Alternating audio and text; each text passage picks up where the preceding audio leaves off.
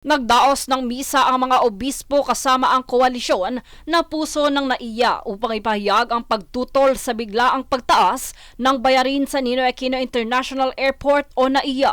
Tinawag nila itong halimbawa ng privatization at the expense of public interest dahil mas pinapaboran umano nito ang kita ng pribadong kumpanya kaysa sa kapakanan ng tao. Dito binatikos nila ang New Naiya Infrastructure Corporation o NNIC na nagpapatupad ng dagdag singil ng walang masusing konsultasyon sa mga pasahero at manggagawa. Ayon pa sa isang obispo, dapat unahin ng mga institusyon tulad ng paliparan ang serbisyong makakabuti sa lahat at hindi lamang ang interes ng makapangyarihang korporasyon. Dito ay giniit din ng obispo na ang biglaang pagtaas ng singil ay dagdag pasanin sa mga ordinaryong Pilipino, lalo na sa mga OFW na malaki na ang sakripisyong dinaranas. Hiling pa ng mga obispo sa Department of Transportation at sa NNIC na ipagpaliban ang taas singil at magsagawa muna ng tunay na dialogo kasama ang lahat ng stakeholder.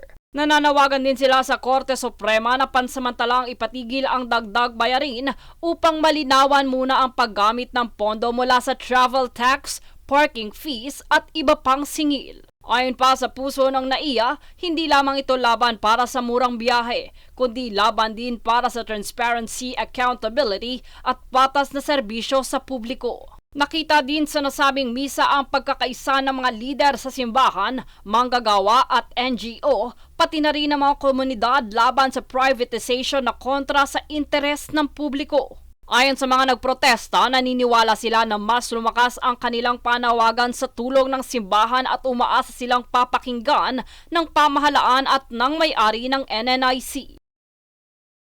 Jade Buhoy, nag-uulat para sa Golden Nation Network.